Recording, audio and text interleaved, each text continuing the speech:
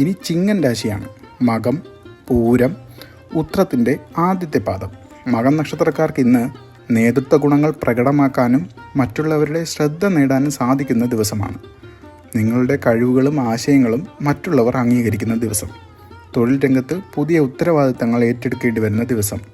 സാമ്പത്തികപരമായ കാര്യങ്ങളിൽ പുരോഗതി കാണാൻ സാധ്യതയുണ്ട്. സുഹൃത്തുക്കളുമായി സന്തോഷകരമായ കൂടിക്കാഴ്ചകൾ ഉണ്ടാകും. പ്രണയബന്ധങ്ങളിൽ സന്തോഷവും ഐക്യതയും നിലനിൽക്കും. ആരോഗ്യപരമായ കാര്യങ്ങളിൽ ഊർജ്ജസ്വലതയും സന്തോഷവും നിലനിർത്തുക.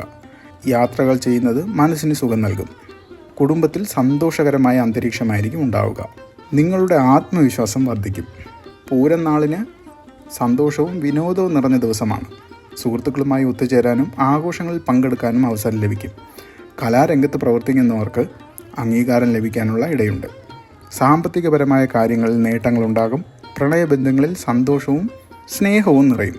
പുതിയ ആളുകളുമായി സൗഹൃദം സ്ഥാപിക്കാനുള്ള അവസരമുണ്ട്.